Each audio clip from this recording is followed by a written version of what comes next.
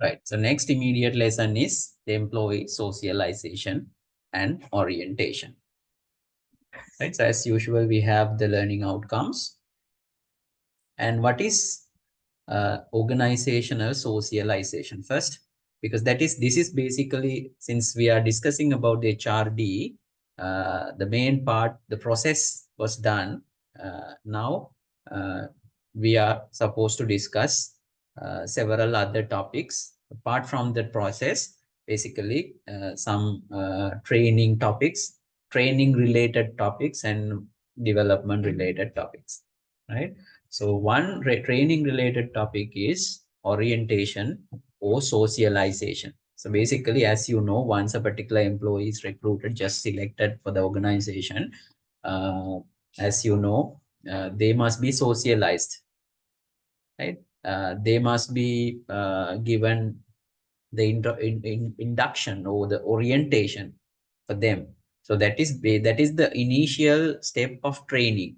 Once particular employee is joined to the organization, or once particular employee promoted to a new appointment, that employee is oriented or socialized with that job, right? So that is a part of uh, the training. uh, Basically, not only the skill training given, knowledge training given, but also orientation and socialization is included for the training, right? So orientation is the basic primary form of training. So basically, that's why we call it as under this. So therefore, we are going to discuss about this now as a training uh, topic, right? So first, socialization, right? So think about a situation once an employee joined newly to the organization. One particular member just joined the organization. Then obviously that employee must be socialized, right? So in the socialization, we basically, that is a part of our HRD department. Socialization is a part of the HRD division or the unit.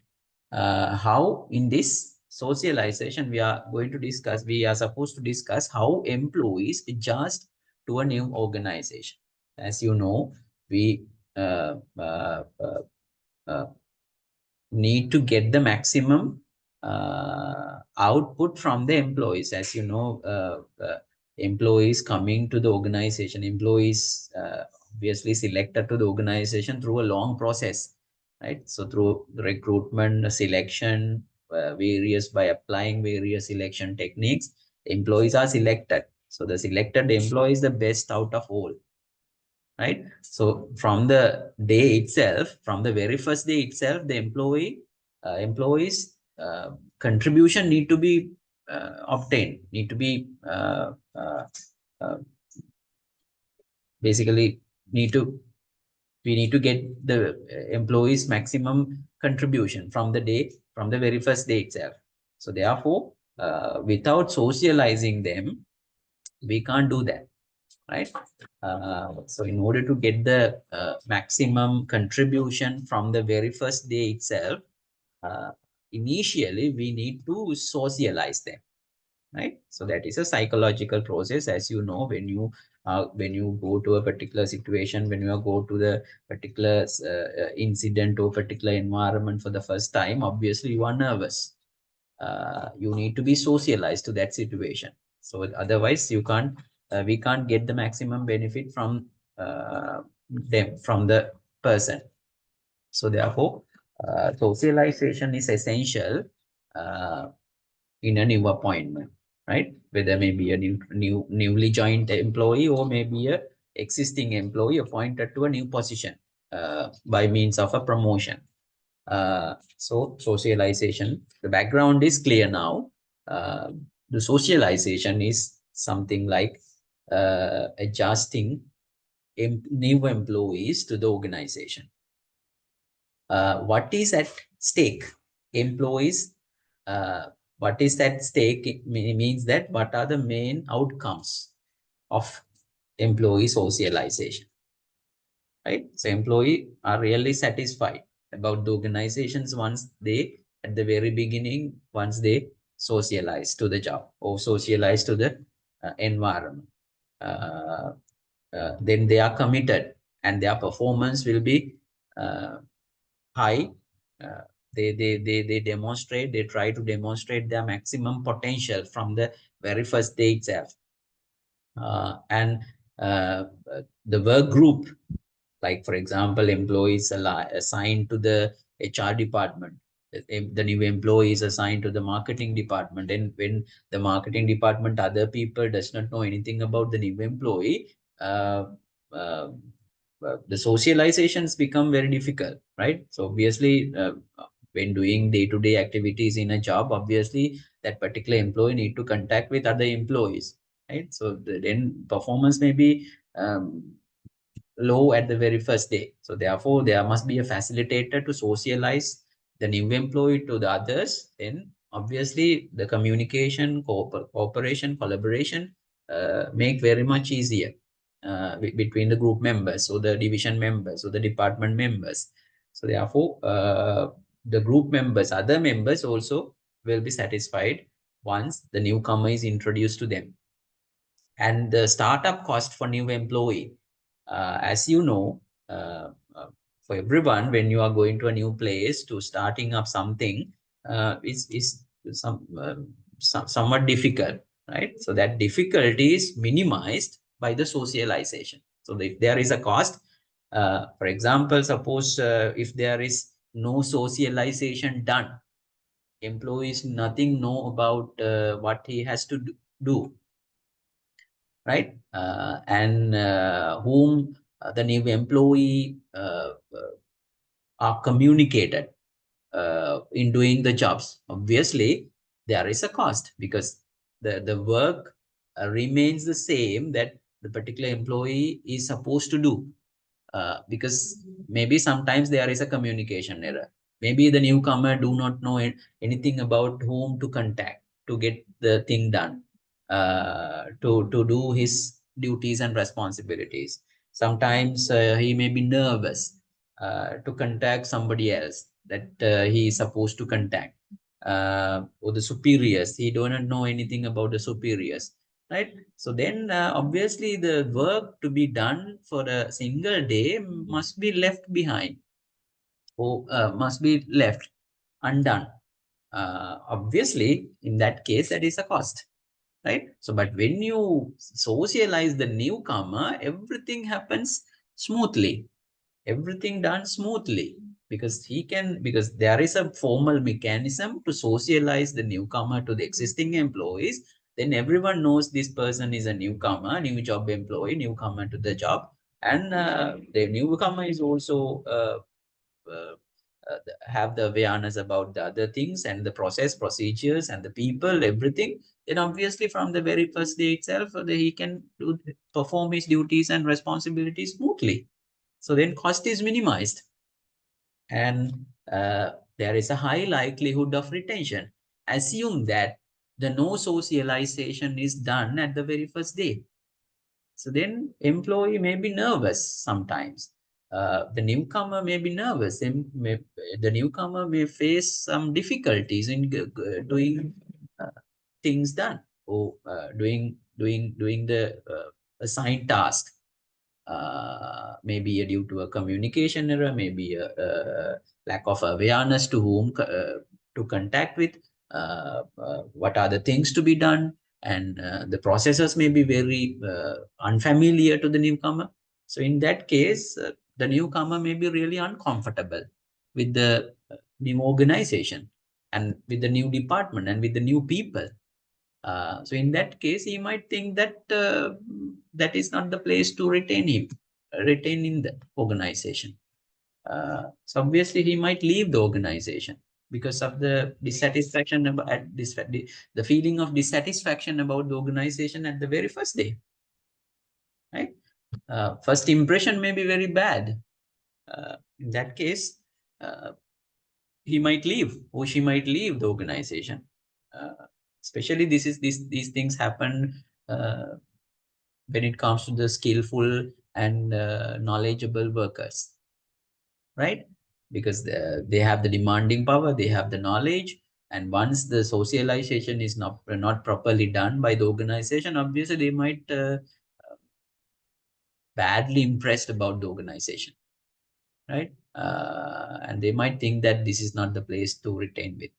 So in that case, socialization must be nicely planned and done by the HRD people in order to satisfy the newcomers to the job at the very first day. So therefore, if the socialization done very successfully, obviously, the likelihood of their retention is very high. And replacement cost, if socialization is not done, uh, retention will be high. If the retention is high, there is immediately there we need to replace another person to do the jobs, because obviously, as you know, the position is being vacant. Position is vacant. Once the newcomer is left the organization, obviously new person need to be replaced. So that we need to have a replacement cost. We need to publish the vacancy, or we need to do the recruitment campaign, selection, and a lengthy process is there. So that is a cost. Management need to have much time spent on recruiting and selection a newcomer, or promoting or selecting a newcomer to the promotion. So obviously, replacement cost is there. So therefore, if socialization not done properly, these outcomes uh, possibly we will have. Right. Two approaches to socialization. One is realistic job previews, and the other one is employee orientation. Right. So what is realistic job preview? We call it in short as RJP, realistic job previews. Because this is when it comes to the realistic job previews, this is the process by which an individual acquires the social knowledge and skills necessary to assume an organization role. From a realistic job preview, the individual can have the knowledge, social knowledge and skills necessary to assume the duties of a particular job. Right? Realistic job preview. Realistic job preview, as the name implies, before that. So for example, when you, before getting a printout of a particular document, you can preview it through your computer. Print preview, right? So in a printer, when you do the command to print a particular document, give the command to print a document, we can have a, before pressing the print button, we can have a preview, print preview. In the print preview, you can have an overall look at, overall view of the printing output, right? So likewise, you can have a preview about the job that you are going to assign. What roles are there, what duties are there, in which context, in which environment, which conditions that you have to do, and what are the subordinates that you have to work with, and who are the superiors of your job, and everything is previewed before joining the organization, right? So that is a realistic, real situation of a particular job is previewed beforehand joining your uh, uh, before joining to the job, right? So that is the realistic job preview. In reality, what tasks to be done, where you have to work, and in what are the conditions, and who are the people who you need to contact with, and what is the environment, which locations you are located, what is the job operation, and what duties you have to play, and what are the authority levels that you are given, everything, the entire job preview is demonstrated or is known to you before joining the organization? At which instances that we can uh, give this? Right? So basically, realistic job previews can be given at the recruitment, for example. Right? So real job scenario can be explained at the recruitment vacancy notification. So this is the job and this is what you have to do. And these are the job responsibilities. This much of salaries are given, and these are the people that you need to work with.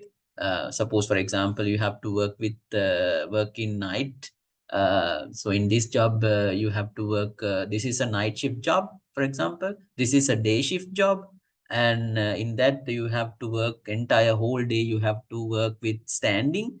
The real situation need to be explained at the recruitment vacancy notification. So then those interested with that job is applied, and those not interested with that job will not apply. Right? So that's one way of socializing people. Right?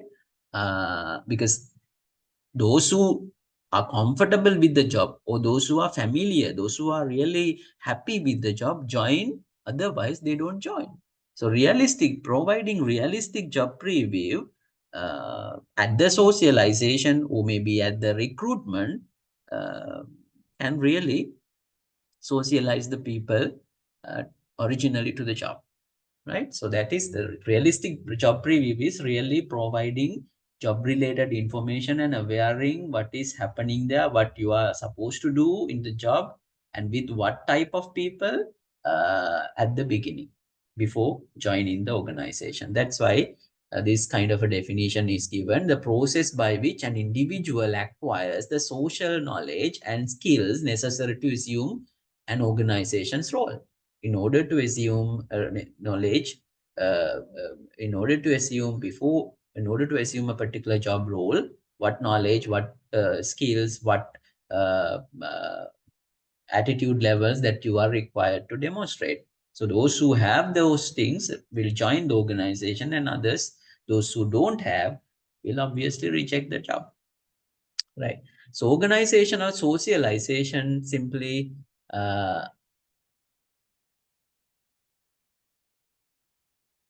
no, sorry. This is the socialization definition. This is not the realistic job preview definition. Simply, socialization definition is this one, and that is further explained by this paragraph. This is the process by which new employees.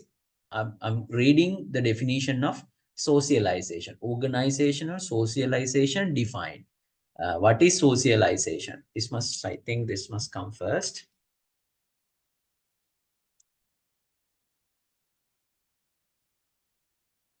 Right now, order is organizational socialization. Then organize, this one explained. Then definition. This is the process by which new employees learn the knowledge, skills, and behaviors they need to succeed in their new organization. It is critical process for both organizations and new employees. For organizations, effective socialization can help to reduce turnover, increase productivity, and improve employee satisfaction. For new employees, effective socialization can help them to feel more comfortable and confident in their new roles, and it can help them to learn the ropes more quickly. Right? So what they are supposed to do can be learned very quickly with the socialization. Right? So that this organization socialization awareing employees what they have to do and whom they have to work with. That is the simple idea of uh,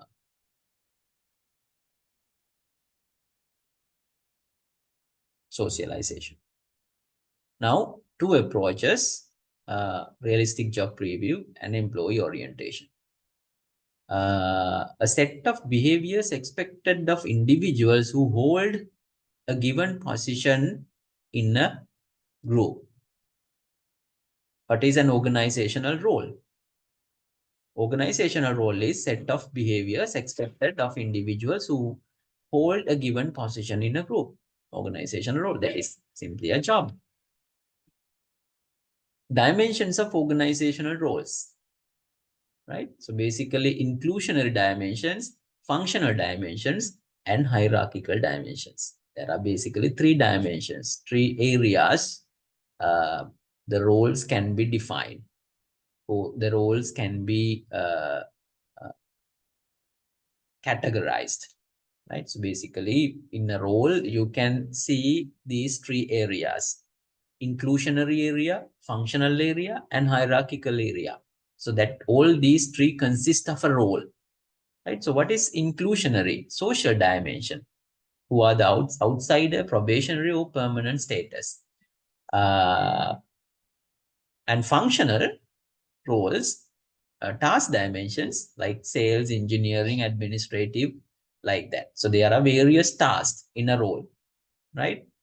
Inclusionary dimensions, who are the outsiders, who are the probationary, who are the permanent. Basically, uh, uh, in a job role, suppose, for example, uh,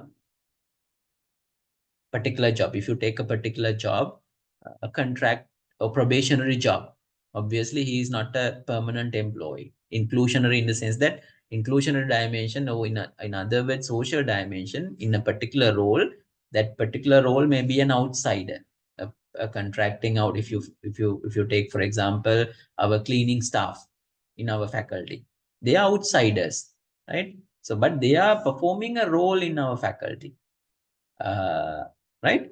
So, for example, one of our visiting lecturer, he is not a permanent employee, but we are permanent lecturers. We have probationary lecturers. We have temporary lecturers, right? So obviously, but we have different roles. In those roles, inclusionary dimension is there. Whether they are included, the inclusion status, or the social dimension, in other words, uh, uh, uh, the belongingness, or uh, uh, whether they are included in the permanent basis, on the permanent basis, or temporary basis, or an outside basis, right? So there are various jobs we have, roles we have, uh, in these categories, right? So outsider by means of an outsider category, or by means of an probationary or temporary category, or maybe we have a permanent category. That is inclusionary dimension in a particular role. And functional role, there are various functions. If you take a lecturer, what are the functions? Teaching is a one function, is one function. Um, uh, Examination, asking questions, setting papers, counseling students, and those are the functions. So likewise, if you take a particular job, marketing, executive jobs, sales, forecasting is a function. So likewise, there are various functions relating to job, right? So like, for example, engineering, administrative, sales. For example, if you take our department head's role, that is a permanent position when it comes to the inclusionary dimension, and when it comes to the functional dimension, uh, administrative, teaching, and plus administration, right? Uh, I embedded with that job, department head of the Department of Human Resource Management. Uh, Administrative function is there, while teaching function is also there. And also we have some other functions, various other functions are there. Functions are activities, simply. Then hierarchical dimension is rank dimension. Line employee, supervisor, management officer, something like that. Whether it is a permanent position, or whether it is a staff position, whether it is a line position. For example, uh, depending on the importance of the job, uh, what is the degree of importance of the job, that denotes what is the degree of importance of the job. Degrees of importance of the job, in the sense that whether it is a core job or whether it is a supporting job. For example, if you take academic in our university, lecturer, or if you take PN in our department, right? So that though both are performing roles, job roles. Librarian we have lab assistants, we have let's say cleaning, right? So when it comes to those jobs, what are the hierarchical dimensions of those jobs, right? For example, if you take a permanent lecturer's job and department computer assistant job, work aid job, right? Work aid is not academic, it's not playing an academic role. Work aid is a supportive function. Work aid is performing um, a supportive job role to the main job role of academic lecturer's job role, right? So that is basically whether a particular employee is a line employee or a staff employee or a management employee. For example, vice chancellor, if you take, or a department head or the dean and the lecturer. When you compare two jobs, dean's role and the lecturer's role, right? The lecturer obviously performing a line job, but the administrator or the dean performing a management role, right? Or the administration role. So likewise, uh, we have different roles, and those roles are further divided into three dimensions. And you can simply uh, uh, have those three dimensions in each and every job, right? Hierarchically, whether it is important or not, whether it is whether that particular role is performing core job functions or not, right? So if you take a lecturer's job, right? But one particular lecturer's job role, you can simply see these three dimensions. What are these three dimensions? In a lecture of a lecturer, suppose a senior lecturer like me, that is a permanent position, right? So inclusionary function is there, permanent position. Functional function, functional dimension. What are the functions that I'm performing? Lecturing, paper setting, exam invigilation, student counseling, exam marking, paper setting, right? All these are my functions. And hierarchical role, I am performing a core function, right? Core function. Because in a university, the main job of a university is a lecturer's job. I'm not supporting to any other. And if you take, for example, a garment factory, ready-made garment factory, clothing manufacturing organization, which jobs are the line jobs and which jobs are the supporting jobs? For example, in all the production related employees, jobs are the line jobs or core jobs, right? Think about a hospital without doctors and nurses. Think about a school without teachers. Think about the university without lecturers. And all these people are line people or people who are performing core jobs, right? For example, when it comes to this hierarchy, that is hierarchical role, whether they are performing a core job or a supportive job, right? In a bank, suppose if you take a commercial bank like Bank of Ceylon, banking teller, banking officer is performing a key role in a bank or line role in a bank.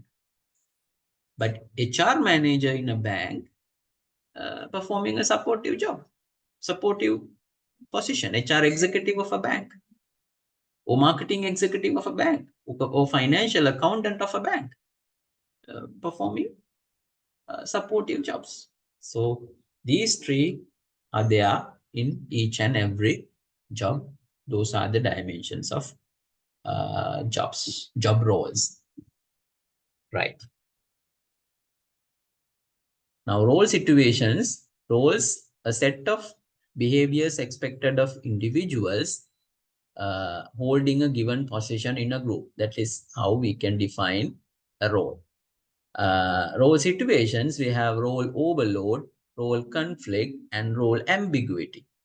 Right? Role overload, obviously, as you know, you have to play different roles in a one job. Right? For example, in my job, I am an examiner. Examiner is one role. In that, what are the tasks? Setting papers and marking the papers, examiner. Invigilator. Invigilator is supervising exams, another role. Student counselor. Student counselor simply means that students are advised on their career development. And teacher, simply lecturer. Or apart from that, we can have a friend. We can have a, simply a mentor, right? So apart from that, and so research supervisor, for example, career mentor, right? So various other roles have to be played, but formally those roles are there. When another role, suppose while playing those roles, if I am appointed as a department head, right? Or maybe let's say we have to play other duties as well, because we are appointed to some other faculty positions, voluntary faculty positions, as student representatives to the faculty, sport advisory committee member, for example, library committee member, library committee chairman, and we have academic sessions, we have research conference coordinators, we have various journal editors roles have to be played, and we have the HRD circle, and maybe we have the student treasurer role have to be played, right? So various committees and meetings and projects are there for which we are appointed as different positions, for different positions, and in those as well we have different roles to be played. Then if one particular employee is given various roles, then obviously that particular employee has a role overload. Because suppose, for example, in a particular single situation, five students come in, and five students have various purposes. For example, one is seeking a student counseling. One is seeking to get a clarification from the things that I taught you. One is another, let's say, from HRD circle, who need to get my sign to get some budget approved. Then another have come to inquire library matter. Another have come to meet me to inquire about the internship. Right? So 5 students are there. Now, in a given time, all the 5 students come to meet me. Now I have to play the student counselor role. I have to play the library committee member role, internship member role, internship advisory committee member role, and teacher role, and student, let's say, student circle treasurer role.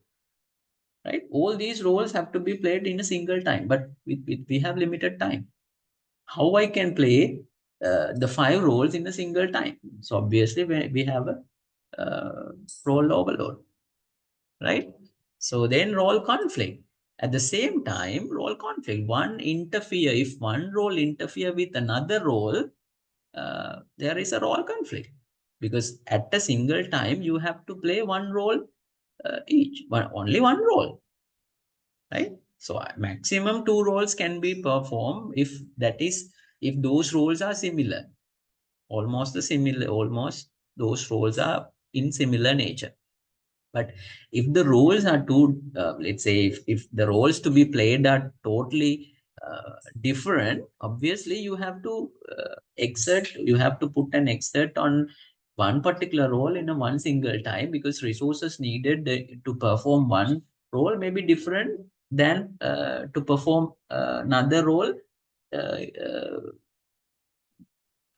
obviously you need to allocate another time and another resources, right? So obviously in that sense, if two roles or at least three roles to be performed at the same time, you have a role conflict, because time, resources needed to be exerted to each role are two, let's say, different or not similar.